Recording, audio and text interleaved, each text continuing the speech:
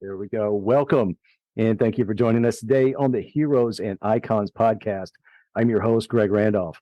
Please find me on Instagram and on Threads at Heroes and Icons podcast to get updates for great shows like this and others.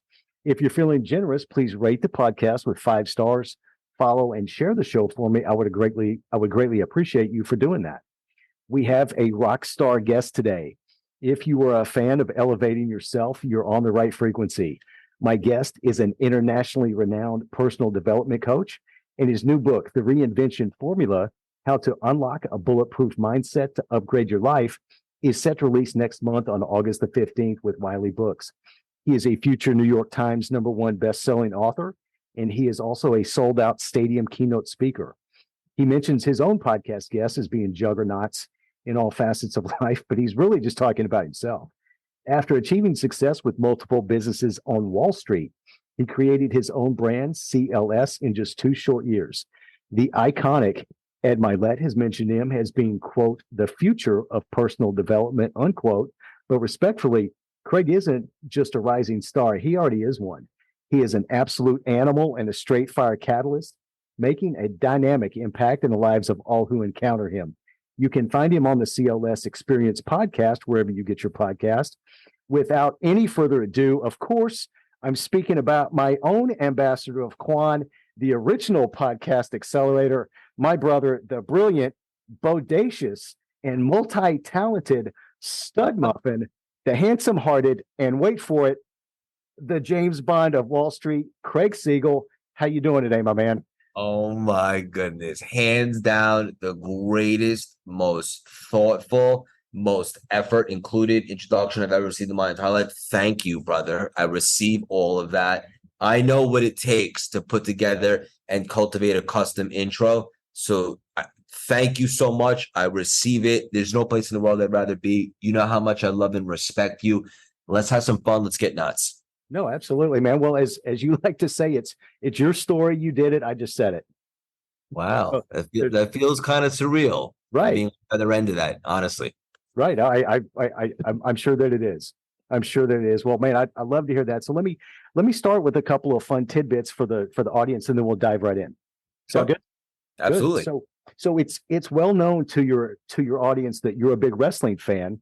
So if you could be any wrestler, who would that be, and what would your signature move be? Wow. So I always like to carve out my own path. I'm unique, strange, and weird. Right. So I would want to be the first Craig Siegel. I wouldn't want to be anybody else. But if I had to choose, if you're like, well, Craig, who's your favorite wrestler? Right. Because different generations. When I was growing up, I was a Bret the Hitman Hart fan. Execution.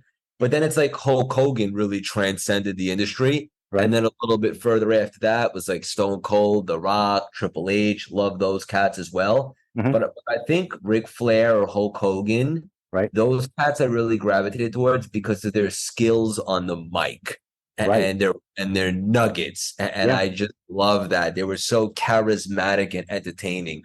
So those were the cats that I would like to emulate, so to speak. In regards to the finishing maneuver, wow, that's a tough one.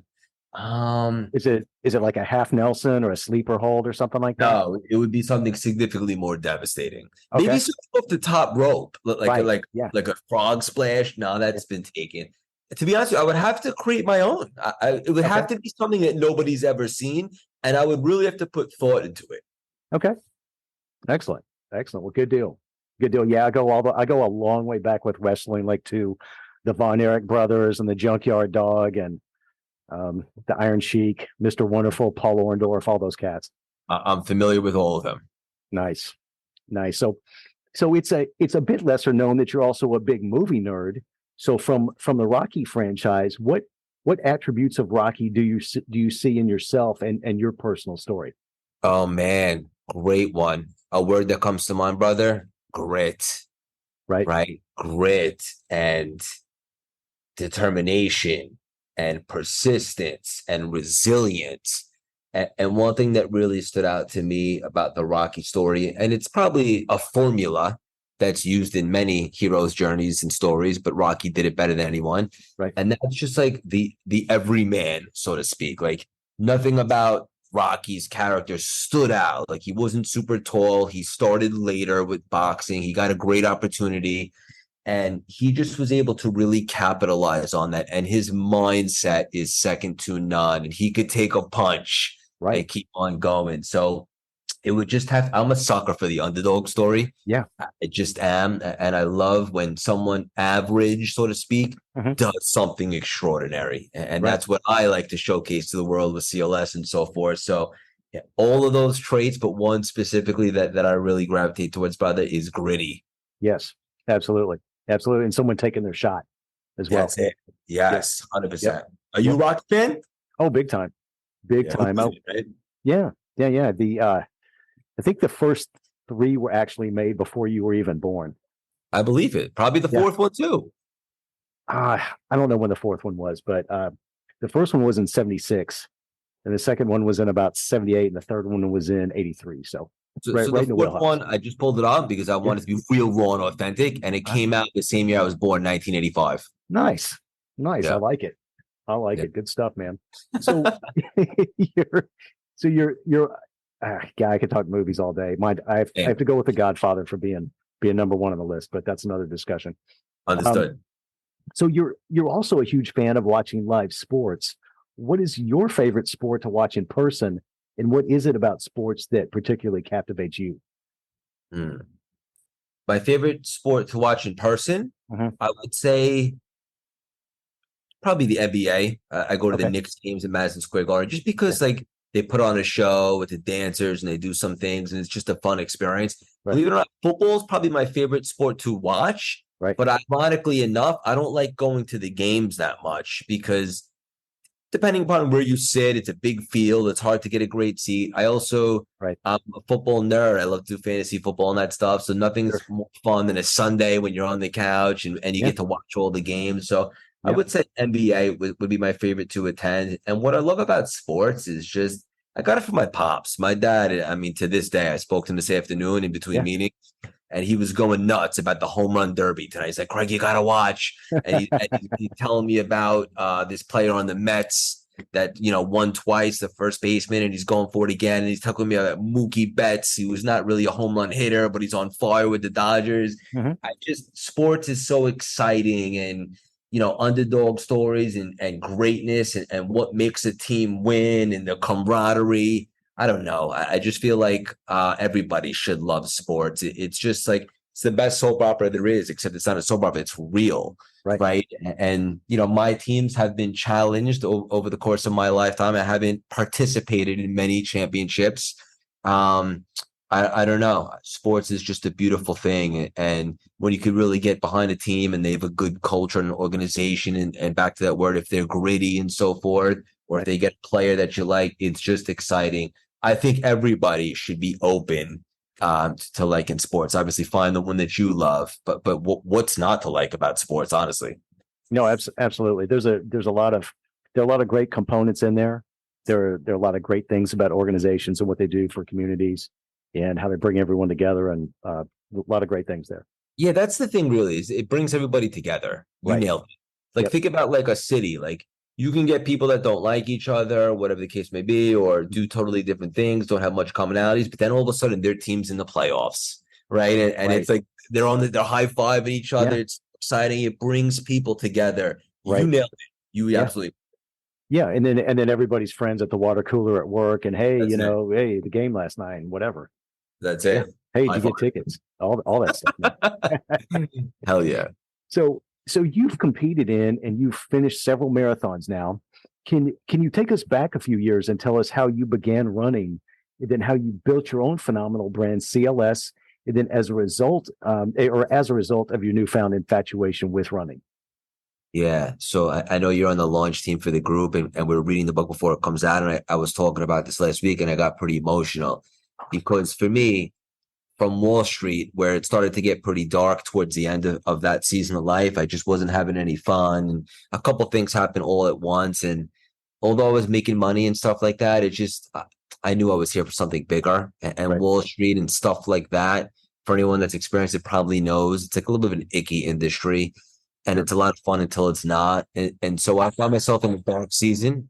My dog's going nuts. I have to apologize. No. But it's raw, and it's like that. Whiskey, calm down. My bad about that. No. So, whiskey, calm down. Come here. I was just thinking too. It's funny.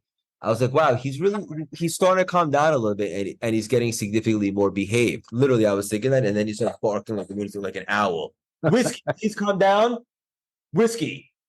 So, in regards to running, at a season of life when I was really looking for a purpose, I needed a purpose, Greg, because I didn't love what I was doing for a career, and you should absolutely love what you do for a career. You're going to spend a third of your life in it. For me, I don't know if I found running or running found me, but when I found that I'd never been a runner, I was a weightlifter, and I started running all these marathons. And I'm romantic. Even right now, I'm emotional as I think about running. It's just so beautiful. It's you versus you. There's no competition. It's just you, God, and the pavement. And for the listeners, like, if you're not going to run a marathon, that's okay. But I highly encourage you to experience one, even as a spectator. Right. We were talking about sports, everybody together, the human spirit on fire. Yeah. Running gave me purpose at a time when I was looking for purpose. In between CLS and Wall Street, there was this running season. And when you sign up for a marathon, you reverse engineer it. And it's like, who do you have to become to be able to conquer 26.2 miles? Here are some characteristics: healthier, better quality human being, going to bed a little bit earlier, waking up a little bit earlier, cutting out the booze, stuff like that. And so I just found myself. And it was that season that really created a new sense of Craig that was available to figure out CLS, so to speak. And ironically enough, for the first time, I'll publicly say this on your show, I just signed up for another marathon, in the New York City Marathon, my favorite one, in November. And the reason I did that, because people ask me all the time, like, do you have nothing to prove? Like, you just ran a 3:31 in Chicago. You're building a career. You're engaged. It's true. But success is not dominating in just one area. Right. And I know that because I was making money, but I was miserable. So I wasn't successful. But you should absolutely have career goals, relationship goals, fitness goals, all the things. And I had noticed recently, Greg, as I'm going 100 miles an hour with CLS and the brand is exploding, that my fitness routine has got a bit complacent. And so just to hold myself really accountable, I signed up for the New York City Marathon in November. And now it's like, all right, now we know. I get to start a training camp for 3 months leading into that. And it's fun, it's exciting, and it's a new goal. And so there's just something so special to me about running. For everyone listening, I encourage you to find whatever your outlet is. Maybe it's sewing, maybe it's gardening, whatever it is. Right. But something aside from just the day-to-day work stuff that gives you an extra kind of arena to be a gladiator in. And for me, that was running. And it came to me at a time when I was desperately searching for something. Excellent. Well, let me ask you about this. So as with anything, the importance of feeding yourself with the proper mental and physical fuel can't be understated.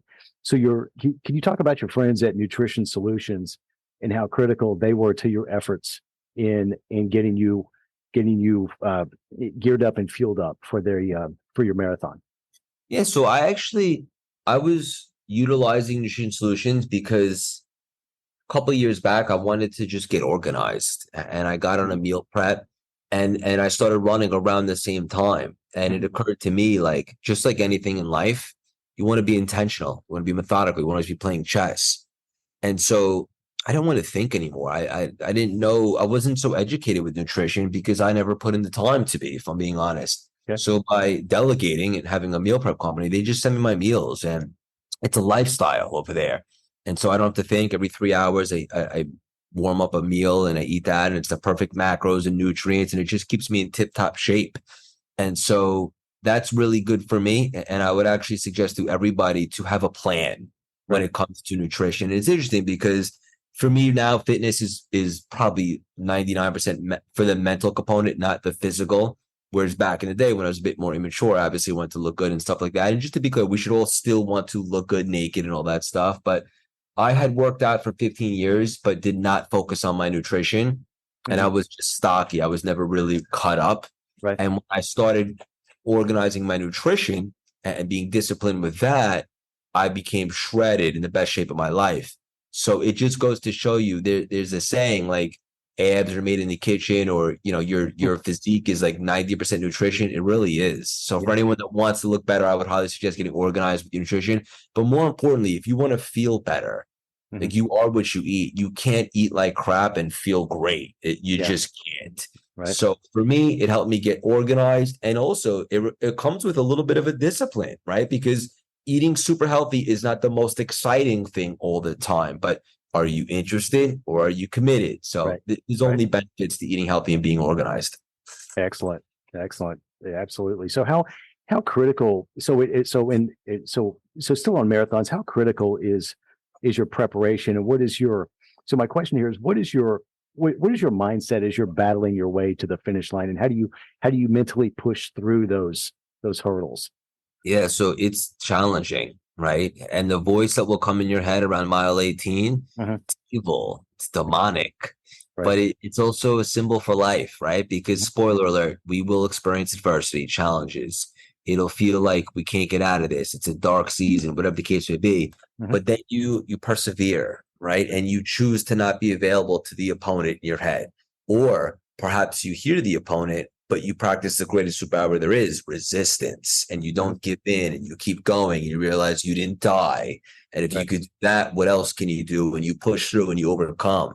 And so to get past 26.2 miles at a fast pace, it is not easy, right? But once you do it and you prove to yourself what you're capable of, you then use that as a frame of reference to other areas of life, like building a brand or approaching someone at a bar or just going to a networking event. You could do anything. In my opinion, that's what running a marathon did to me. So it's challenging, but you also have a choice. Like when the voice in your head starts to talk you out of it, oh, you're tired, you have nothing to prove, you can give up. You have a choice. You can lower the volume to that voice, and then you can start feeding yourself positive affirmations. So there's many tools and strategies that you could utilize to overcome the inevitable challenges of running a marathon. Excellent. So you're a born and raised New Yorker, right? So what does that mean to you? That New York groove, that vibe, and being a born hustler and being in the Big Apple, and how did being immersed in that environment shape you to be the juggernaut that you are today? It's interesting because over the last couple of years, like I know a lot of people would associate me because I guess I'm a rising thought leader in the space, and it's very obvious I'm from New York with the accent and so forth. But I didn't really think too much of it. But now recently, since you asked, I recently take great pride in being in New York or born and raised, because New York is a tough place to live. It's survival of the fittest. It's not cheap to live here. There's a certain mentality and energy of people in this city. Everybody's going after it. But as I like to say, competition breeds success. And there's an old expression, if you can make it here, you can make it anywhere. I think just said that, or was somebody, but whatever the case may be, but it's true. And like when I travel for speaking or even on a vacation, whatever the case may be, it's nice to get away for a minute. But then like to me, everybody's like very relaxed, and that's cool for a minute. But then I end up missing the energy, and everybody's kind of in a hurry. So I will always have some residence in New York the rest of my life. Doesn't mean that I won't have places in other places and so forth. But there's just something different about the swagger of a New Yorker, in my opinion. And I'm proud of that. And I believe it to be true that if you can make it here, you can make it anywhere. 100%. 100%, man. So you mentioned in one of our conversations a while back, or I heard you say this, that your dad actually had the Tony Robbins cassette back in the day, and I probably like maybe 30 years ago. So and he was a big reason that you made it to the starting line, I believe, of your first marathon. How is your pops today? How's he doing? He's doing good. I spoke to him today. He was super energetic, as I said earlier, in regards to the home run derby. My dad is 87 years young. He's not a spring chicken. And he was diagnosed with cancer, and they found it after a stroke. And he'd always been healthy his whole life. He was one of those cats, like everybody thought he was 20 years younger. He would actually be embarrassed to say his age. I mean, he didn't even tell the kids, my brother and I, when we were growing up. But then he had a stroke, I would say out of nowhere, but he was still low 80s and so forth. And when they found that, the stroke, they did some more testing and they found the lung cancer. And I'll never forget, the doctor was very pessimistic when he came back to give the diagnosis. And I was having a conversation on the paradigm shift last week with Mel Turner, and we had a guest on who was battling cancer. She's a badass entrepreneur. And she said something that I really liked, and I can't take credit for it, but she said, you can approve of the diagnosis, but not the prognosis. In other words, the doctor came in and he was just very negative about my dad's outlook. And I remember him leaving and I said, Dad, that's one guy's opinion, but they don't take into consideration heart, spirit, and mindset. We got this one day at a time. And here he is 5 years later. And I was at his most recent result with the same doctor. And he came back with his most recent PET scan result. And the guy was, I can't believe it. I would have been happy if the tumors just stayed the same, but they actually shrunk a little. So my dad is battling. He's got a great reinforcement, I like to believe, with me and the family and so forth. And he's doing the best that he can. And thank you so much for asking. No, absolutely. Absolutely. And if I'm going to include a link in the show notes to American Cancer Society. Unfortunately, it's such an insidious disease that we all either know someone who's battling or we might have lost someone. So I'm definitely public enemy number one, I would say. I think everybody in some capacity has been impacted by cancer. Yep. And so that's great to hear. I'm glad he's doing well. Thank you so much, Greg. No, you got it, man.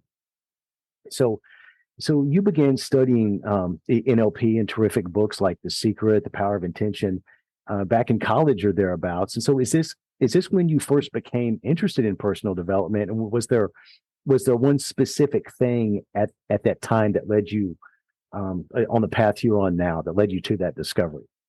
Yeah, so I stumbled upon personal development right after college when I got to Wall Street. Okay. And I was a fish out of water. There was a lot of people making a lot of money, and I didn't have any experience, and I wanted to get better, and I wanted to do well.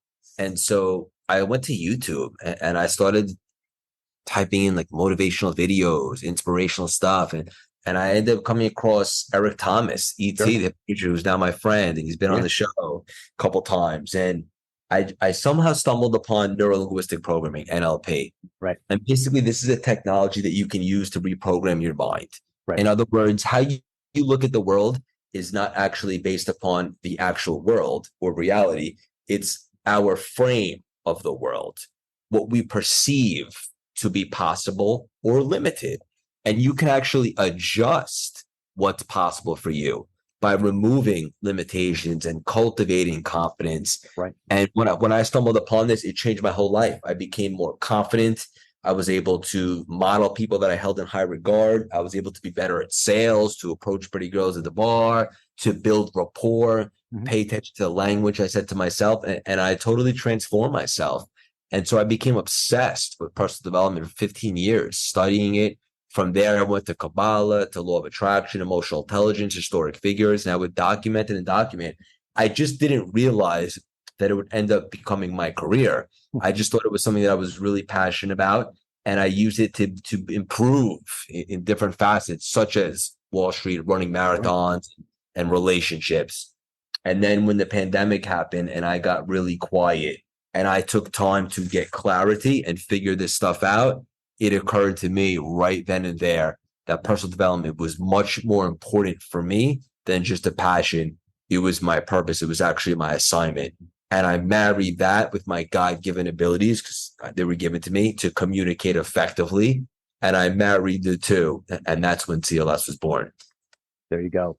Love it. So if someone is new to this exploration of personal development and they haven't been available in their lives before, how does someone become available, and then how do they stay on that frequency? You know, what a great question. Becoming available means that you're open, right? So any limitations that you might have had based upon your parents or society or the news, you make a commitment to let those go and start fresh and be open to possibilities and opportunities. And one way to do that is, instead of focusing on what can go wrong and all the negativity out there, shift your mindset to focus on, well, what can go right? What happens if it works? Right. What are some positives? And I've coined myself to be delusionally optimistic. And you know what I am? Yeah. I look for the positive in everything. I'm always thinking about how things can work. And for anyone that might be listening that struggles with like money stories and stuff like that, If you ever pass by something or you're into something, something as simple as, instead of saying, I can't afford that, change the language in your head to, how can I afford that? Okay. And now all of a sudden you begin to change the DNA, the dynamics, the frequency that you're tuned into, and you become a little bit more solution oriented, and you can change what you're available for. So being available is the most important thing, because, for example, I read The Secret, the book, years and years ago, but I wasn't really available for it. And as a result, I consumed it, but I didn't really apply it. But when I had the tumor in my foot a few years back, and I overcame that, and what happened is because I wasn't able to physically run, I started diving into The Secret once again. Same book, different season, except this time I was available. And when I consumed that content, I was able to then deploy it and really take it in and understand it. So if you want something to really work in life, you can't just hear it. You have to be available for it. In other words, you have to really buy in. So if you're not going to buy in, but yet you're going to read an inspirational book, you might just think it's like, woo-woo and whatever. But if you're available for it, if you buy into the principles and the strategies, that's all it takes to start shifting your vibration and really making positive changes in your life. That's a great answer. And that's exactly what I was looking for. And I know that someone's going to hear that, and that's going to elevate them and help them. So thank you. Absolutely. Thank you for that. Love it. Love it. Let's see. What do we have here? So you said that one of your own personal superpowers is your self-belief or your self-confidence. Where did that come from? How critical is that for someone to have in their own everyday life? And is it possible for someone to learn or cultivate that attribute? Not only is it possible, but that's the premise of the Reinvention Formula book. And the answer to your question, brother, yes. When I stumbled upon personal development, I thought that where I was and the confidence level that I had at that point, which was minimal, was an indication of how it would be forever. NLP specifically was kind of my gateway to personal development. It showed me that where you're at is not an indication of who you can become. And you can actually raise your self-worth and your self-belief. And I believe you'll never really get further in life than your own self-worth. So if you're not satisfied with where you are and you're not happy with the results that you're getting in life, it's an indication that that's what you believe to be possible for yourself. Because if you thought and played bigger, then you would figure other things out. You would try new things until you got it to work. And that's one of the reasons why I felt stuck for so long, is because I didn't believe abundance, wealth, the right career, love, all that stuff was possible for me. Up until the pandemic, when I realized I could choose a different story. That's when I started leaning in and raising my self-worth and realizing I've been successful at other things. Those skill sets are transferable. I can allocate that to entrepreneurship and CLS, and so to speak. So just to be very clear, you can absolutely raise your self-belief and your confidence, and you can increase your self-worth, and that will increase the results that you get in life. Excellent. I needed to hear that today. So you talk about these things and a whole lot more in your new book, as we can see on the screen behind you, The Reinvention Formula: How to Unlock a Bulletproof Mindset to Upgrade Your Life, and that's set to release next month on August the 15th. I know you're excited about that. So what was the book writing process like for you? What did you learn about yourself as you wrote it, and where can the audience pre-order this masterpiece? It's interesting because when I set the intention for the book, when I started CLS, it was very methodical, and I put together a 10-lane highway. I didn't want to just be a coach or a speaker. I was very intentional. So I looked at it like 10 lanes: speaking, coaching, podcast, book deal, community, all the things. And then I reverse engineered it. And I like to say, marry the process, divorce the outcome. So I had the book deal on the whiteboard. For me personally, I wanted to sign with a major publisher. I didn't want to self-publish my first book. I just kind of thought of it like a movie coming out and it was backed by a big studio. And that doesn't mean that I'm right or self-publisher is wrong. That's just what felt good for me. And so I divorced from it. And then a mutual friend, or Uncle Ed Mylett, had a tremendous success with Wiley, and they were kind of looking for their next Ed Mylett, and there's been comparisons. And ironically, Wiley came to us, and just to be clear, I didn't have a manuscript. I didn't have a lit agent, which is very rare. I didn't have anything. They came to us. I renegotiated what turned out to be a record first-time author book deal. I wasn't afraid to lose the deal. It's no secret. And it just felt good. Right. And so now it was game time, but they had a stipulation. They had a tight turnaround. And so I remember going to the New York City Library, right when the deal got signed. Yeah, and I remember that. I wrote for a couple hours, and I came home and I thought I wrote half the book. And I converted it to like a word program so I could do a word count. And it was like maybe 1,500 words, 2,000 tops. I was like, oh my God, I did 50,000. This is going to be tougher than I thought. And so from there, I created a system, and I'll never forget it. December 2022, every single day, I woke up at 4 a.m., which is a little bit earlier than usual for me, pitch black out before the world. And I would write for about an hour, hour and a half. And it just started to flow. It turned out to be about 1,000, 1,500 words a day. And by the time that month was complete, the book was done. I could have wrote more, if I'm being honest. Yeah. It just started to pour out and kind of write itself. It was beautiful. And the great news is this process proved that I could duplicate this in the future, if and when there should be another book. So that was my process for me. And what I learned is just like anything, plan your work and work your plan. And nothing is not attainable with the right strategy. Absolutely. Absolutely. So let me talk to you about your faith for a second. So how important is your faith in God to you, and how has that built you into who you are today? Yeah, so I grew up Jewish, right? But I wasn't super religious. Okay. And then a few years back, I really started to triple down on my relationship with God. And that's what's most important to me. And when I did that, simultaneously kind of started CLS. And there's been a lot of success. It's no secret. Mm-hmm. Probably not a coincidence. No. So for anyone listening out there, I never liked when someone would try to like put faith on someone, like, form your own opinion. Right. But I would say this. I think we can all agree that there's something bigger than us. That's how we're here. Right. And whatever that is for you, the universe, God, whatever, Jesus, mm-hmm. Hanukkah, Harry, find something that you could sink your teeth into and buy into that.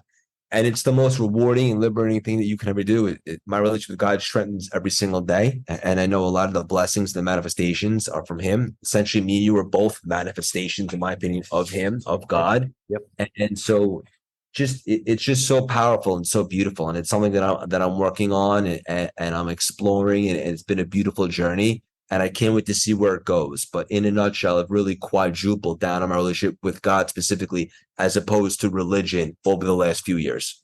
Excellent. So let me segue here for just a minute. And in my own faith, my own studies, I recently found a Bible verse from Book of Proverbs, chapter 15, verse 22. Without counsel, plans go wrong, but with many advisors, they succeed. You've mentioned the importance of having a mentor, and one of yours is the legend David Meltzer. So how important is it to not only have a mentor, but to be in alignment with the right mentor? Yeah, you got to find somebody, right? Because we're not meant to do life alone. You got to be able to ask for help. That's one thing that I did very well in the beginning of CLS is I put my ego aside and realized I don't know what I don't know. And by getting in the rooms with people, just like you are with the CLS membership, with people that aren't necessarily better, but a little bit further ahead, it's contagious. It helps you think and play bigger. And for me, that was a big quantum shift. And I'm so glad that I did it. And for the rest of my life, I will have mentors in some capacity, because you should have the mentality that you can never stop learning, straight up. Yep. And I think it's important to have a mentor and a mentee. And then in regards to Dave specifically, Dave, 55-year-old man, he's a lot more life experience than me. He's about 18 years older. And he's just somebody that I gravitated towards. I liked his style, and he's humble, and I just connected with him. So for me, that was the right fit. I also see this day and age, like it's become trendy to have a mentor, and people keep switching and so forth. I would encourage someone to find someone that you have in alignment and go really deep with them and really go on a journey and explore and go deep. And I think that's when the most meaningful change happens.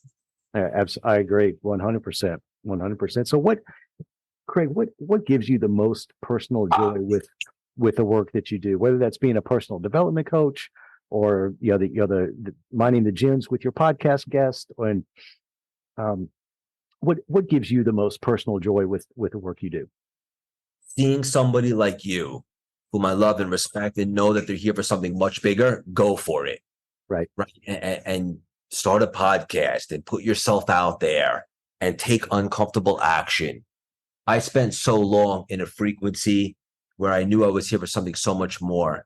And look, my arm wasn't bit off by a shark. I wasn't shot in war, but my pain was my pain, brother.